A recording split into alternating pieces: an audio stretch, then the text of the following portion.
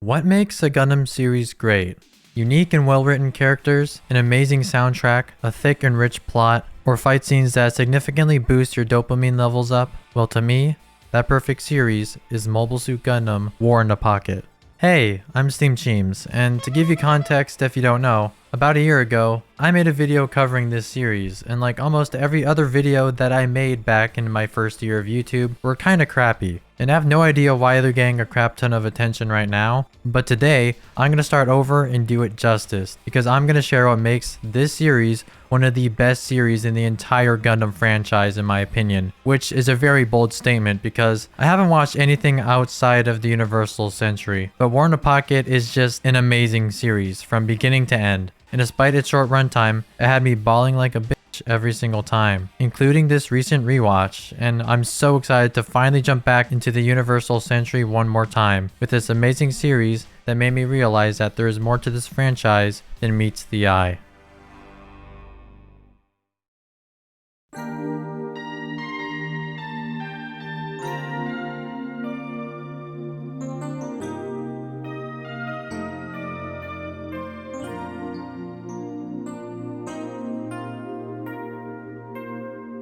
Right off the bat, I just want to quickly talk about why the setting of this series is so unique. Considering the Universal Century is a timeline that revolves around massive space battles around numerous locations on Earth, in various colonies, or in just space itself, it's pretty crazy how this series takes an existing story with a set beginning and end of the One-Year War.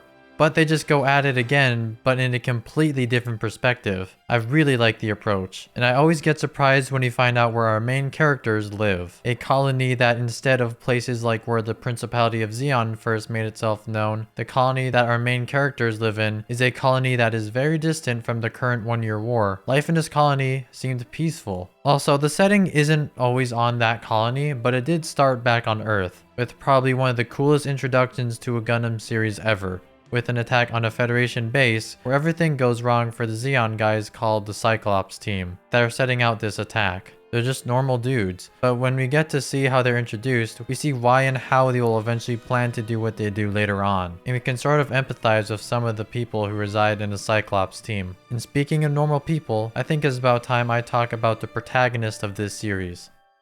This is Alfred, or Al to put it simply. He's not your typical Gundam protagonist, which is really surprising because most Gundam protagonists in these type of series tend to be either teens or young adults. And seeing our main protagonist be an 11-year-old child really surprised me, and at the same time, terrified me.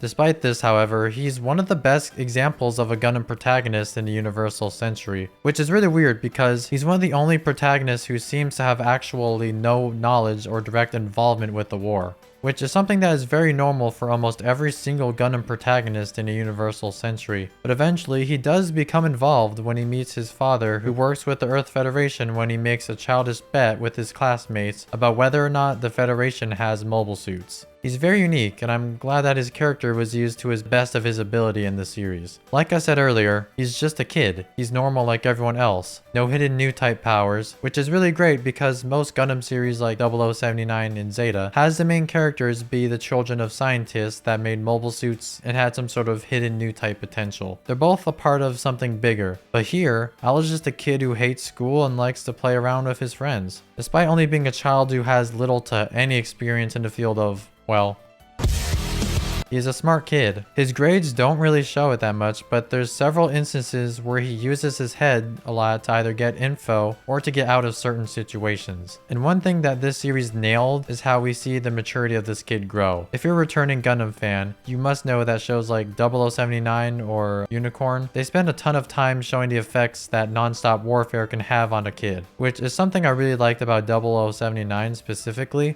This show somehow made the One-Year War feel like a living nightmare. Now is in his 70s. Amuro has gone through so much in that show, and it shows in such a little amount of time. Like in the 3rd or 4th episode, this kid is already exhausted because of the never-ending warfare. In the natural progression of Amuro from a teenager to a somewhat young adult, you can tell that he matures a lot towards the end of the series. And it's a very great, slow, and natural progression. But anyway, you could say that the same thing happens to this 11-year-old kid and he does mature, and the way that he does mature is a lot worse. Like I was saying earlier, this kid and his friends think of the whole 1-year war as a freaking game, making bets of things and games out of finding a mobile suit, which are used for fighting, sometimes used to commit atrocities just to make a point, and even making a reward for finding a mobile suit, a used badge that was usually found from the corpses of a deceased soldier. Thankfully it wasn't. It's obvious that Al is just a kid, and it makes sure to etch this fact into your brain. And I really like how this series really shows this fact when we see the beginning of when Al's life changes forever. There are numerous shots that show the point of view of citizens trying to get away or hide from the threat of destruction that always follows these fights, which is something that has been replicated numerous times in the Universal Century, which I love. And despite this, Al is face to face with Azaku, and yet he still doesn't even understand what is currently happening to his home. His mom could be dead for all we know, and he's looking like he's having the time of his goddamn life. He's naive. It's clearly shown when he eventually confronts the pilot too and has a gun pointed straight at him. He doesn't care that a gun is pointed at him. He instead just thinks that the gun looks cool and wants to mess around with it, like it's a toy. He still doesn't even understand what's going on, and his life will continue to change once more once he meets the pilot of the Zaku, Bernie. Bernie Wiseman is another amazing character. I really like the dynamic with him and Al, since they are really similar, but he is a 19-year-old Zaku pilot, so it would be normal to assume that this guy is an adult who has his shit together. But in reality, he's just like Al, besides the naivety, which makes both Al's and Bernie's growth in this series so unique. Al basically goes through a change where he loses his innocence and is forced to understand the horrors of war, things that kids his age shouldn't really focus on. And Bernie basically has to do the same thing, but in a little bit of a different way. In this series, he's kind of a childish guy, considering he's an adult, which his whole crew calls him out on, and they usually tend to treat him like one too, since they begin to notice his attachment to Al once he joins Bernie and the Cyclops crew by helping them basically put the entire colony in jeopardy. But one of the more interesting parts about this guy is that even though he has such a lack of emotional maturity, which is probably why he gets along so well with Al, he still tells Al not to become like other soldiers who joined the war, and not to believe that one side is better than the other. And he really shows a deep emotional maturity and empathy for soldiers who are in the Federation. He says to him that soldiers are just people who are trying to do what they think is right.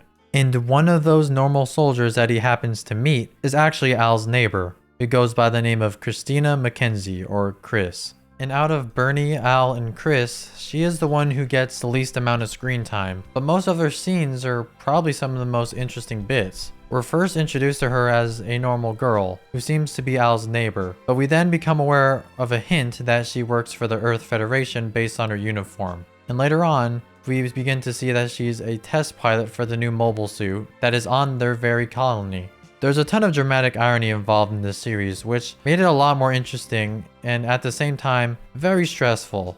If you don't know what dramatic irony is, it's basically where the audience knows more than the main characters. We know that Chris and Bernie are both mobile suit pilots that belong to two opposing groups, the Earth Federation forces and the Principality of Zeon. And we are aware of both of these things, but no one else in the story is, which makes the ending of this series utterly tragic. But back to Chris, I really like her character. In this series, she's not really the main pilot of the Alex Gundam, but she's the only option they got. But she's more of a test pilot, because this Gundam actually has been designed for new types specifically, which means that this was actually made for Amuro Ray, who belonged to the White Base. Which is actually pretty cool, and makes sense why he never gets it, and why she can't even use it to its greatest ability. But going back on tangent, Chris is a character that seems to rely heavily on facts over emotions. And that makes her a complete opposite of Al and Bernie, who actually rely on emotions more over facts most of the time. She overall has the weakest development of the main two, which isn't really a bad thing,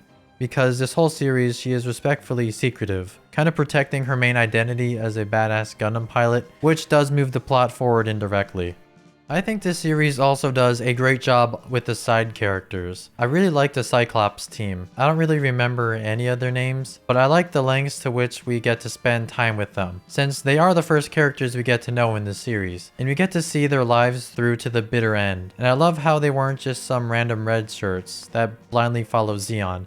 I mean, sick Zeon and all, but they have had a pretty bad reputation in this series. And the same thing could be said for the Federation, but I really like the reasoning why they are fighting for Zeon. First of all, they realized that they were basically sent there as expendables, and Zeon didn't really care if they actually made it out alive, but some of them have people to protect in that colony the more they spent time there. The leader specifically states that he's become too attached to this colony and its people, and now he wants to finish what Zeon has started, because if they don't see that mission through to the end, Zeon was actually going to blow up the colony soon, meaning that death and destruction will naturally follow, which changes practically everything once our main two characters find out, and also really makes it such a gut punch when their plan to destroy the Alex Gundam gets absolutely shredded.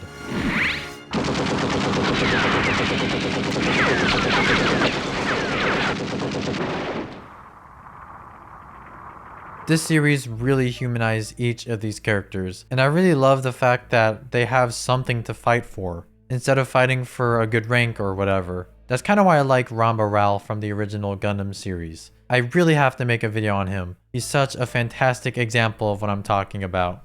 Now, I would be lying if I said that the second half of this series isn't my favorite. Not only does it pay off several moments from the beginning of this series, but it has one of the most tragic and heart-wrenching endings in the entire franchise. I discussed earlier on what makes Al and Bernie very interesting characters, and in this half, we get to see them make decisions that shape who they will be in the very end of the series. And it's in the night where they sneak into the Federation base where they begin to fully realize what they have gotten themselves into. For instance, we have Bernie, who is at times a very immature guy, but before he sneaks into the base, he calls Al and specifically tells him not to go. Not only because it would be dangerous, but he would eventually have to see the team go through with the plan, killing people in the process. He would have to see it one way or another, and that's what this series is really good at. It really sells a futility of war aspect, and I really like how this reflects off of Chris too. After the conflict, she in a way remarks that all the deaths in the process of eliminating the enemy was something that couldn't be helped. And there's no real right answer in terms of war. It's more of what a person believes is right, and if you make a certain decision, the outcome could still be the same. But going back to Bernie, I really like how he eventually makes a very selfless choice to stay and fight the Gundam, risking it all to not give Zeon an advantage, but to save the colony and those who inhabit it. He has found people he cares about, even people he hopes to build relationships with, and knowing that fact makes this final episode hurt so much. What makes this episode one of my favorite episodes in the franchise isn't the final fight. It's a great fight, don't get me wrong. There's so much great use of scale and amazing animation too. But what kept me going on that fight was the fact that before the fight started, Al found out from his father that the Zeon cruiser outside the colony that threatened to destroy the colony surrendered, making this entire conflict pointless. There's so much dramatic irony here, it's crazy. Bernie and Chris don't know who they're fighting on the other side. They're both convinced they're fighting some random soldier, but we know exactly what's going on. And this fight had me praying that things don't go wrong. But unfortunately, it did.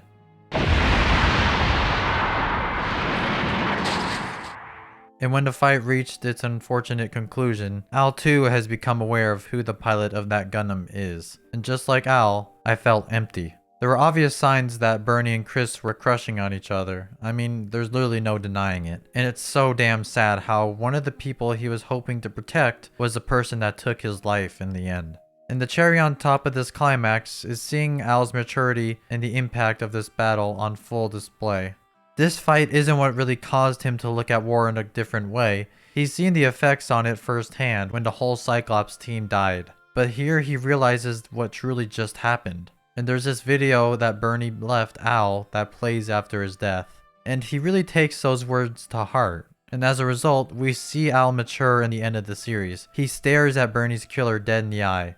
But in the end, he couldn't bring himself to hate or resent her. He realized that she was just doing what she thought was the right thing. Both Chris and Bernie truly believed that they were protecting the colony from danger. And it's a really great moment. Finally seeing him mature. He for once thought about what the consequences of what he could say or do could bring to Chris. And he shows that maturity when talking to her. And his last words to her are just so damn tragic. And another thing I really like is how the badge that he was given to at the beginning of the series has a completely different meaning to him now. Not as something cool that he got from a soldier that he doesn't know, but a memento of his closest friend. Something to remember him by. And it's just heartbreaking on so many levels to see the next few steps of his life now that he understands the true hell that war is. And now all he could do is cry. And the ending of this series serves as a grim reminder that war doesn't just stop. There will always be another war. There will always be a conflict between humans. Al's friend who tried comforting him said it himself. Soon there'll be another war. The fun has just gotten started. I didn't go too incredibly detailed in this video, but I hope those who watch the whole thing get why I think this is my favorite Gundam series of all time. If this somehow isn't your favorite Gundam series, then let me know which one is your favorite. I'm curious what other people think. And I hope you all enjoyed this video, and if you want to see more Gundam stuff in the future, then that's the whole universe telling you to subscribe. Thanks for watching, and I hope you all stay tuned for what's in store this year. See you all next time.